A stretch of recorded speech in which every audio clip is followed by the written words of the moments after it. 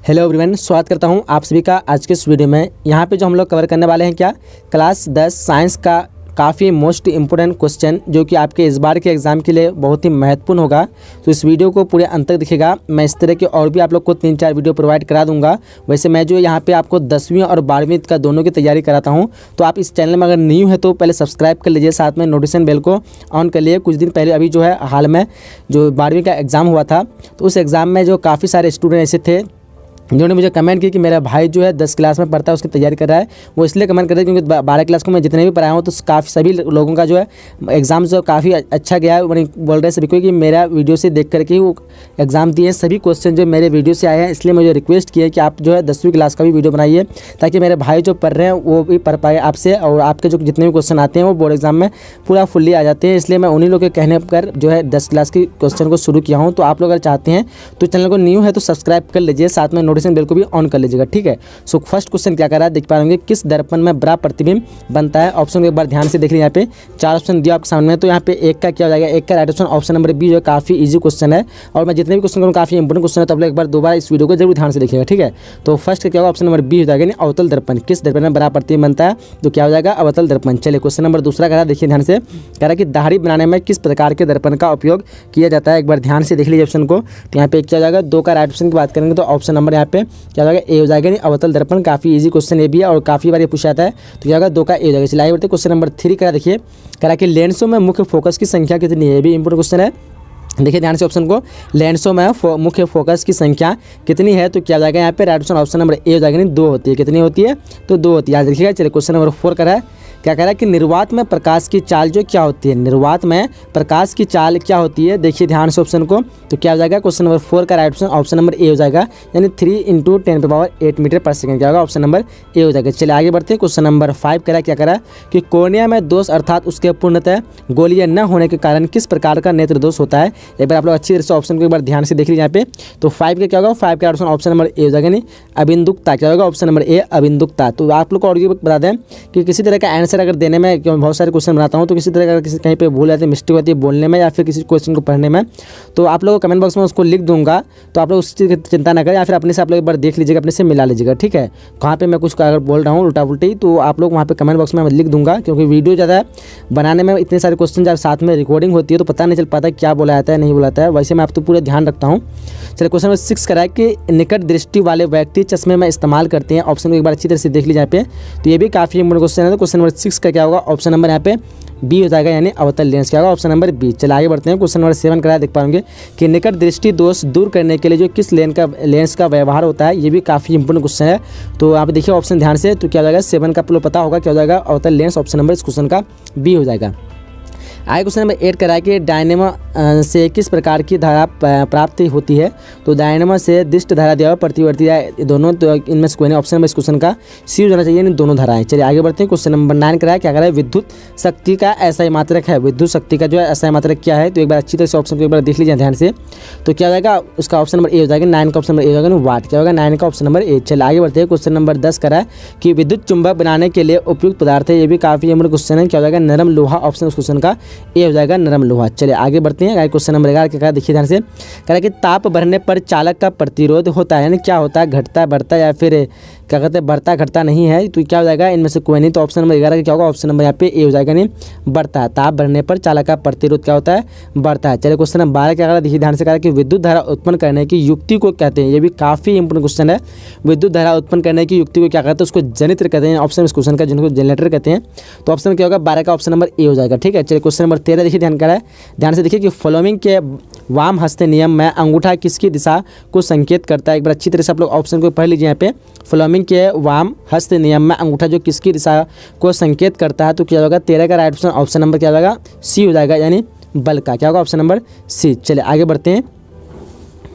आगे क्वेश्चन क्या करा, देखिए ध्यान से। क्वेश्चन नंबर 14 करा है कि विद्युत जनित्र में यांत्रिक ऊर्जा को किस ऊर्जा में परिवर्तित किया जाता है। ये भी काफ़ी इंपॉर्टेंट क्वेश्चन है। तो 14 का क्या होगा, ऑप्शन नंबर सी हो जाएगा, नहीं विद्युत ऊर्जा। क्या होगा, ऑप्शन नंबर सी। चलिए आगे बढ़ते हैं। क्वेश्चन नंबर 15 करा है कि नाभि की ऊर्जा प्राप्त करने हेतु आवश्यक है, यानी क्या आवश्यक यहाँ पे किया जाता है नाभि की ऊर्जा प्राप्त करने के लिए।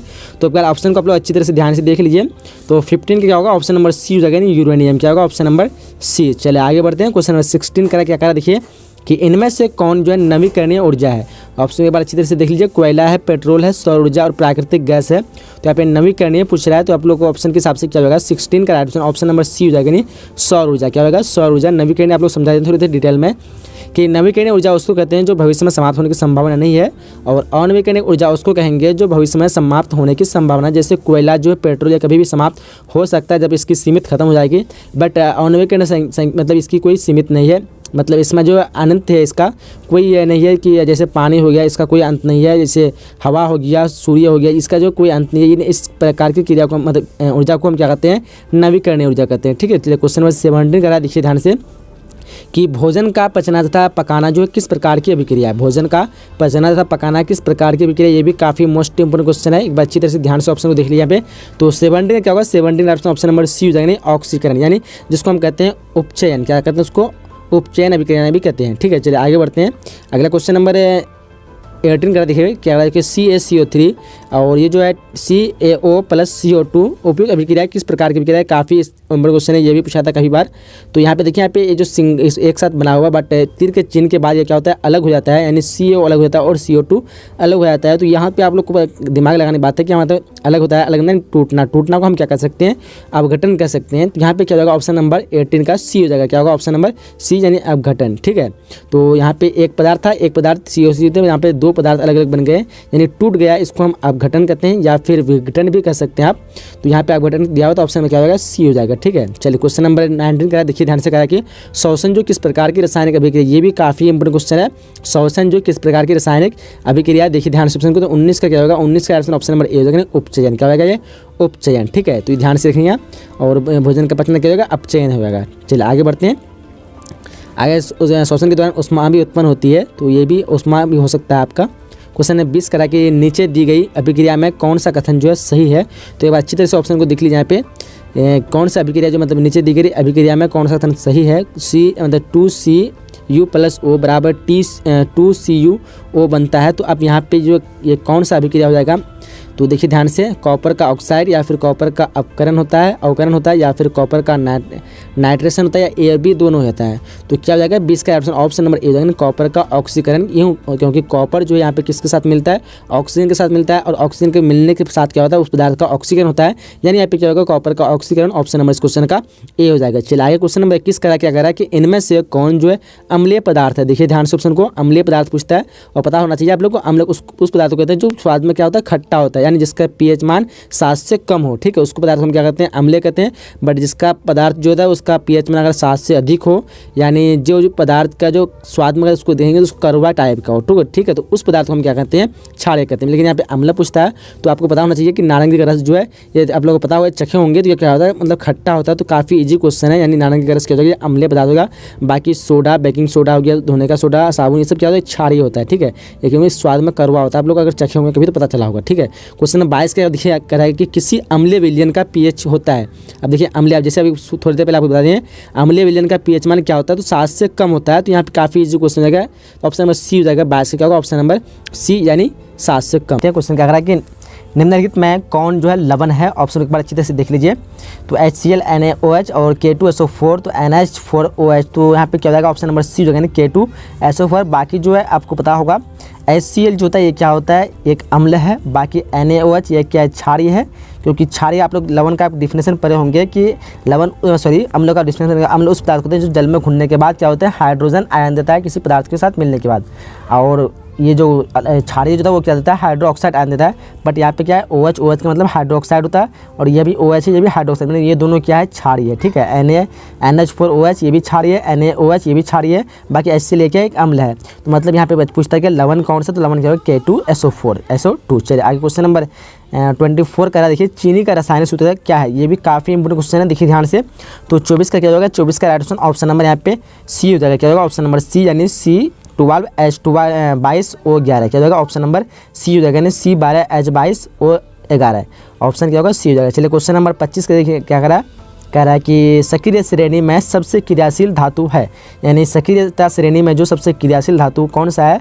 यहाँ पे देखिए ध्यान से ऑप्शन को। तो 25 का क्या होगा, 25 का राइट ऑप्शन नंबर यहाँ पे बी हो जाएगा नहीं Na। क्या होगा Na कभी कभी अलग अलग पदार्थ में जो है वो अलग अलग क्रियाशील दर्शाया जाता है, जैसे जल में कुछ अलग होता है, लवण में कुछ अलग होता है, अम्ल में कुछ अलग होता है। तो यहाँ पे पूछता है सक्रियता श्रेणी में, तो सक्रियता श्रेणी में क्या होगा ऑप्शन इस क्वेश्चन का बी हो जाएगा। चलिए आगे क्वेश्चन नंबर 26 का देखिए, कह रहा है कि इनमें जो है इनमें से कौन सी अधातु चमकीला है। आप देखिए ध्यान से ऑप्शन को पूछ रहा है, आप ध्यान से ऑप्शन को देखिए क्या पूछ रहा है, इनमें से कौन सी अधातु है जो चमकीला होती है। ठीक है, तो यहाँ पे क्या हो जाएगा 26 का राइट ऑप्शन नंबर यहाँ पे क्या हो जाएगा ऑप्शन नंबर डी हो जाएगा। नहीं ब्रोमीन, ब्रोमीन जो है क्या है चमकीला अधातु है। ठीक है, यहाँ पे आप लोग पूछा जा सकता है कभी कभी, तो यहाँ पे क्या होगा ब्रोमीन, ब्रोमीन एक ऐसा चीज़ है जिसको इसमें कुछ जो है धातु के ही गुण पाए जाते हैं। तो ब्रोमीन क्या है चमकीला धातु है। बाकी यह जो और एक भी आयोडीन में कभी कभी देखने को मिलेगा आप लोग को, तो यहाँ पे आयोडीन भी हो सकता है ऐसे। तो ब्रोमीन धातु पूछेगा, लेकिन यहाँ पे क्या पूछ रहा है अधातु पूछ रहा है। तो यहाँ पे चमकीला धातु भी आयोडीन धातु के अंतर्गत गिना जाता है। बाकी आप लोग कंफर्म बता सकते हैं, ब्रोमीन यहाँ पे कंफर्म हो सकता है कि ऑप्शन नंबर डी हो जाएगा इसका। ठीक है, चलिए क्वेश्चन नंबर 27 कर देखिए क्या कह रहा है कि लोहे का परमाणु संख्या, ये काफ़ी इंपोर्टेंट 26 नंबर जो बताया आपको, ये काफ़ी इंपोर्टेंट क्वेश्चन है। ठीक है, चलिए क्वेश्चन नंबर 27 कर कि लोहे का परमाणु संख्या है, यानी कितना होता है लोहे का परमाणु संख्या, तो आपको पता होगा पढ़े होंगे, तो 26 होता है इसका, यानी बी हो जाएगा। 27 क्या होगा ऑप्शन नंबर बी। चलिए क्वेश्चन 28 का देखिए, निम्न में कौन जो कार्बन के अपर रूप है, अपर रूप है ऑप्शन को देखिए, कौन कार्बन के अपरूप है, ग्रेफाइट, हीरा, उसके बाद फ्लोरीन, उपयुक्त सभी। तो ये काफ़ी इजी क्वेश्चन हो सकता है, आप पढ़े होंगे, तो यहाँ पे डी हो जाएगा, यानी ग्रेफाइट, हीरा और फ्लोरीन, ये तीनों आप लोग दो सुने होंगे, ग्रेफाइट और हीरा, बट फ्लोरेनिन है, ये भी हो जाएगा, यानी ऑप्शन इस क्वेश्चन का डी हो जाएगा। चलिए आगे बढ़ते हैं। उसके बाद क्वेश्चन नंबर जो 29 का देखिए ध्यान से कह रहा है कि कैल्शियम कार्बन डाई कार्बाइड है, कार्बाइड, कैल्शियम कार्बाइड जल के साथ सक्रिय कर देता है। क्या देखिए ध्यान से ऑप्शन को, 4 ऑप्शन दिया आपके सामने, तो 29 का क्या हो जाएगा, 29 का राइट ऑप्शन नंबर डी हो जाएगा, नहीं एथाइन। क्या होगा ऑप्शन नंबर डी। चलिए क्वेश्चन नंबर 30 कराए कि क्या कहते हैं आधुनिक आवर्त सारणी में तत्वों के वर्गीकरण का क्या आधार माना गया है। एक बार ऑप्शन को आप लोग अच्छी तरह से ध्यान से देख लिए। तो 30 का क्या होगा ऑप्शन नंबर बी हो जाएगा। क्या होगा ऑप्शन नंबर बी, यानी परमाणु संख्या। चलिए आगे बढ़ते हैं। क्वेश्चन 31 का है कि आवर्त सारणी के प्रथम वर्ग के सदस्य हैं, यानी आवर्त सारणी के प्रथम वर्ग के सदस्य कौन सा है, एक बार अच्छी तरह से ऑप्शन को देख लीजिए यहाँ पे। तो 31 का क्या होगा, 31 का राइट ऑप्शन नंबर यहाँ पे बी हो जाएगा। क्या होगा ऑप्शन नंबर बी, यानी क्षारीय धातु। चलिए आगे बढ़ते हैं। क्वेश्चन नंबर 32 का है कि हीलियम परमाणु के बाहरी कक्षा में कितने इलेक्ट्रॉन रहते हैं, एक बार अच्छी तरह से ऑप्शन को देख लिया यहाँ पे। तो 32 का क्या होगा, 32 का ऑप्शन नंबर बी हो जाएगी, यानी 2। क्या होगा ऑप्शन नंबर बी। चलिए क्वेश्चन नंबर 33 का देखिए ध्यान से करा कि रंध्रों द्वारा जल का निष्कासन जो है क्या कहलाता है, रंध्रों द्वारा जल का निष्कासन क्या कहलाता है, एक बार अच्छी तरह से ऑप्शन को देख लीजिए। तो 33 का क्या होगा ऑप्शन नंबर सी हो जाएगी, यानी वाष्पोत्सर्जन। क्या होगा ऑप्शन नंबर सी। आगे क्वेश्चन नंबर 34 का देखिए ध्यान से करा है कि हीमोग्लोबिन की कमी से क्या होता है। तो हीमोग्लोबिन की कमी से जो होता है, एक पता होगा आप लोग पढ़े होंगे, तो ये भी काफ़ी इंपोर्टेंट क्वेश्चन है। तो क्या हो जाएगा ऑप्शन नंबर ए हो जाएगा, यानी एनीमिया होती है। तो ऑप्शन इस क्वेश्चन का ए हो जाएगा, यानी खून रक्त की कमी। चलिए आगे बढ़ते हैं। क्वेश्चन नंबर 35 कह कि अमाशय के जठर रस में पाए जाते हैं, अमाशय के जठर रस में क्या पाए जाते हैं, एक बार अच्छी तरह से देख लीजिए ऑप्शन को। तो यहाँ पे क्या जाएगा, 4 ऑप्शन दिया आपके सामने। तो 35 का क्या होगा ऑप्शन नंबर डी हो जाएगी, यानी इनमें से सभी हो जाएगा। हाइड्रोक्लोरिक अम्ल और सेस्मा क्या कहते हैं सेलेस्मा और क्या कहते हैं पेप्सिनोजेन, ऑप्शन इस क्वेश्चन का डी। चले क्वेश्चन नंबर 36 का है आहार नाल का सबसे लंबा भाग क्या है, ये भी काफ़ी इंपोर्टेंट क्वेश्चन है, छोटी काफ़ी इजी भी क्वेश्चन है। तो क्या जाएगा 36 का ऑप्शन नंबर बी हो जाएगा। चलिए क्वेश्चन नंबर 37 का ध्यान से करा कि न्यूरॉन के केंद्र कहाँ उपस्थित होता है, न्यूरॉन के केंद्र जो कहाँ पे उपस्थित होता है, ऑप्शन को एक बार अच्छी से देख लीजिए। 37 का क्या होगा ऑप्शन नंबर ए हो जाएगी। क्या हो जाएगा ऑप्शन नंबर ए, यानी कोशिका काय साइटोन में। चले आगे बढ़ लेते हैं। क्वेश्चन उसके बाद 38 का है कि मनुष्य के शरीर की सबसे बड़ी ग्रंथि है, यानी मनुष्य के शरीर की सबसे बड़ी ग्रंथि जो कौन सी है, एक बार अच्छी तरह से ऑप्शन को देख लीजिए। तो 38 का क्या हो जाएगा, 38 का राइट ऑप्शन की बात करेंगे तो ऑप्शन नंबर इसका ए हो जाएगी, यानी लीवर। क्या होगा ऑप्शन नंबर ए। चलिए आगे बढ़ते हैं। क्वेश्चन नंबर 39 का है कि इनमें से जनन ग्रंथि कौन है, इनमें से जनन ग्रंथि जो है कौन सी है, एक बार अच्छी तरह से आप लोग ऑप्शन को देख लीजिए यहाँ पे। तो 39 का ऑप्शन नंबर डी हो जाएगी, यानी ए और बी दोनों, ए और बी ये दोनों है जनन ग्रंथि, ऑप्शन क्वेश्चन का ए हो जाएगा। चलिए क्वेश्चन नंबर 40 देखिए, जिनमें नर और मादा लिंग अलग अलग जीवों में होते हैं वे कहलाते हैं, क्या कहलाते हैं, एक बार अच्छी तरह से ऑप्शन को देख लीजिए यहाँ पे। तो 40 का राइट ऑप्शन की बात करेंगे तो ऑप्शन नंबर ए हो जाएगी। क्या हो जाएगा ऑप्शन नंबर ए, यानी एकालिंगी। चलिए क्वेश्चन नंबर 41 का क्या है कि शुक्राणु बनता है, यानी शुक्राणु जो बनता है वो किस चीज़ से बनता है, ऑप्शन को देख लीजिए यहाँ पे। तो क्या हो जाएगा 41 का राइट ऑप्शन नंबर यहाँ पे ए हो जाएगी। क्या हो जाएगा ऑप्शन नंबर ए, यानी विरसन में। क्या हो जाएगा ऑप्शन नंबर ए। आगे बढ़ते हैं। क्वेश्चन नंबर 42 का है कि निम्न में जो कौन परिवार नियोजन की प्रक्रिया विधि है। ऑप्शन को देखिए ध्यान से, तो यहाँ पे क्या हो जाएगा 42 का right option option number D हो जाएगी, यानी इनमें से सभी क्या होगा ऑप्शन नंबर डी। चलिए क्वेश्चन नंबर 43 क्या है, जीवों की उपस्थिति से पहले पृथ्वी पर जो है क्या नहीं था। ऑप्शन को देखिए ध्यान से, क्या नहीं था उस समय, तो 43 का क्या होगा, 43 का right option option number D हो जाएगा, इनमें से सभी जो है नहीं था, CO2 O2 NO2। चलिए आगे क्वेश्चन नंबर 44 का है कि रुधिर वर्ग O का जीवन होता है, यानी देखिए ध्यान से, काफ़ी इजी क्वेश्चन है भी, काफ़ी इंपॉर्टेंट क्वेश्चन है। तो 44 का क्या होगा ऑप्शन नंबर बी हो जाएगा, नहीं अप्रभावी, क्या हो जाएगा ऑप्शन नंबर बी। चलिए क्वेश्चन नंबर 45 का है, यहाँ पे क्या करा है कि प्रकृति में पृथ्वी पर ऊर्जा का मुख्य स्रोत है, प्रकृति में पृथ्वी पर ऊर्जा का मुख्य स्रोत क्या है। तो ये भी काफ़ी इंपॉर्टेंट क्वेश्चन है, काफ़ी इजी क्वेश्चन क्या होगा, उस क्वेश्चन का ऑप्शन नंबर बी हो जाएगा, नहीं सूर्य, क्या होगा ऑप्शन नंबर बी। आगे बढ़ते हैं क्वेश्चन नंबर 46 का, ध्यान से सुनिए कि इनमें जो है कौन अपमार्जक के उदाहरण है। देखिए ध्यान से क्वेश्चन को, कौन जो अपमार्जक के उदाहरण हो जाएगा, तो देखिए ध्यान से क्या हो जाएगा 46 का राइट ऑप्शन नंबर सी हो जाएगी, यानी बाज, कौवा, लोमड़ी, चील, सूक्ष्म जीव। ठीक है, तो यहाँ पे ऑप्शन क्या हो जाएगा इस क्वेश्चन का सी हो जाएगा। चलिए आगे बढ़ लेते हैं, आगे क्वेश्चन को एक बार देख लीजिए। क्वेश्चन 47 करा है कि यूरो 2 का संबंध है, किससे संबंध है, एक बार अच्छी तरह ऑप्शन को देख लिया यहाँ पे। तो 47 का ऑप्शन नंबर ए हो जाएगा, नहीं वायु प्रदूषण से, क्या होगा ऑप्शन नंबर ए वायु प्रदूषण। चलिए क्वेश्चन नंबर 48 करा है कि टिहरी बांध का निर्माण जो है किस प्रदेश में किया गया है। ऑप्शन को एक बार अच्छी तरह से देख लीजिए यहाँ पे, तो क्या हो जाएगा 48 का ऑप्शन नंबर बी हो जाएगी, यानी उत्तराखंड, क्या होगा ऑप्शन नंबर बी उत्तराखंड। चलिए यहाँ पे हम लोग